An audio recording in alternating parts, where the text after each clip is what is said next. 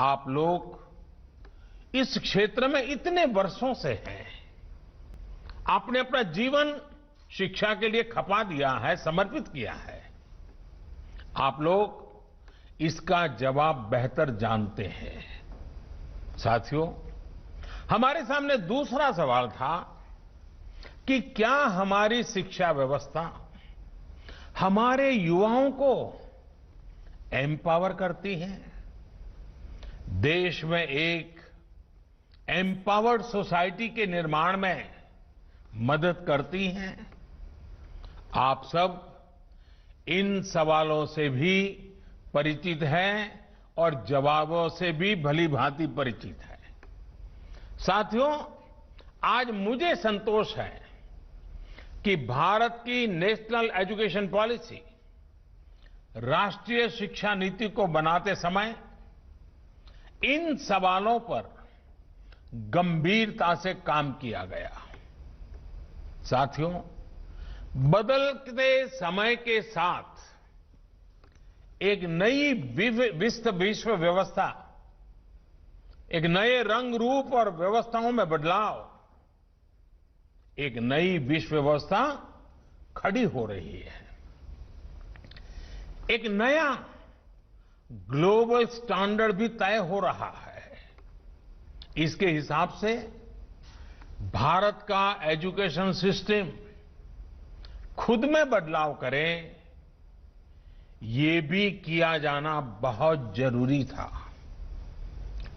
School curriculum के 10+2 structure से आगे बढ़कर अब 5+3+3+4 करिकुलम का स्ट्रक्चर देना इसी दिशा में एक कदम है। हमें अपने स्टूडेंट्स को ग्लोबल सिटीजन भी बनाना है और इसका भी ध्यान रखना है कि वे ग्लोबल सिटीजन तो बने, लेकिन साथ साथ अपनी जड़ों से भी जुड़े रहें। जड़ से लेकर के जग तक, मनुष्य से मानवता तक, अतीत से आधुनिकता तक सभी बिंदुओं का समावेश करते हुए इस राष्ट्रीय शिक्षा नीति का स्वरूप तय किया गया है। साथियों, इस बात में कोई विवाद नहीं है कि बच्चों के घर की बोली और स्कूल में पढ़ाई की भाषा एक ही होने से बच्चों के सीखने की गति बेहतर होती है। ये एक बहुत बड़ी वजह है जिसकी वजह से जहां तक संभव हो 5th क्लास तक बच्चों को उनकी मातृभाषा में ही पढ़ाने पर सहमति दी गई है। इससे बच्चों को और बच्चों की नींव तो मजबूत होगी ही, उनके आगे की पढ़ाई के लिए भी उनका बेस और मजबूत होगा।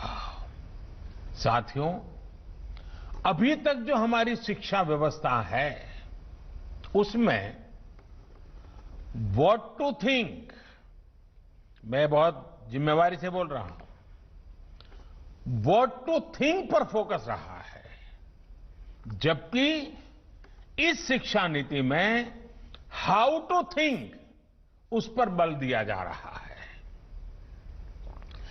ये मैं इसलिए कह रहा हूं कि आज जिस दौर में हम,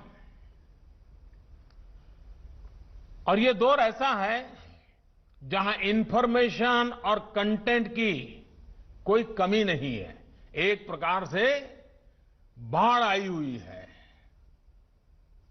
हर प्रकार की जानकारी आपके मोबाइल फोन पर अवेलेबल है।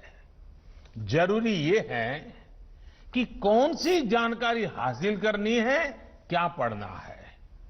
इस बात को ध्यान में रखकर ही राष्ट्रीय शिक्षा नीति में प्रयास किया गया है कि जो पढ़ाई के लिए लंबा चौड़ा सिलेबस होता है, ढेर सारी किताबें होती हैं, उसकी अनिवार्यता को कम किया जाए।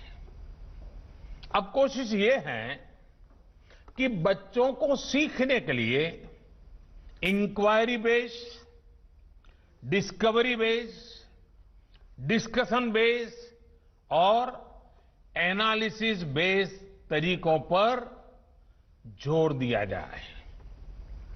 इससे बच्चों में सीखने की ललक बढ़ेगी और उनके क्लास में उनका पार्टिसिपेशन भी बढ़ेगा। साथियों, हर विद्यार्थी को, स्टूडेंट को यह अवसर मिलना ही चाहिए कि वो अपने पैशन को फॉलो करे। वो अपनी सुविधा और जरूरत के हिसाब से किसी डिग्री या कोई कोर्स को फॉलो कर सके और अगर उसका मन करे तो वो छोड़ भी सके। अक्सर ऐसा होता है कि कोई कोर्स करने के बाद स्टूडेंट जब जॉब के लिए जाता है तो उसे पता चलता है कि जो उसने पढ़ा है वो जॉब की रिक्वायरमेंट को पूरा नहीं करता। कई स्टूडेंट को अलग अलग वजहों के से बीच में ही कोर्स छोड़कर जॉब करनी पड़ती है। ऐसे सभी स्टूडेंट्स की जरूरतों का ख्याल रखते हुए मल्टीपल एंट्री एग्जिट का ऑप्शन दिया गया है। अब स्टूडेंट वापस अपने कोर्स से जुड़कर अपनी जॉब रिक्वायरमेंट के हिसाब से ज्यादा इफेक्टिव तरीके से पढ़ाई कर सकता है, लर्न कर सकता है। इसका एक और एस्पेक्ट है, जब स्टूडेंट्स को यह भी स्वतंत्रता होगी कि अगर वो कोई कोर्स बीच में छोड़कर दूसरे कोर्स में प्रवेश लेना चाहे तो वो कर सकते हैं। इसके लिए वो पहले कोर्स से एक निश्चित समय तक ब्रेक ले सकते हैं और दूसरा कोर्स ज्वाइन कर सकते हैं। हायर एजुकेशन को स्ट्रीम से मुक्त करने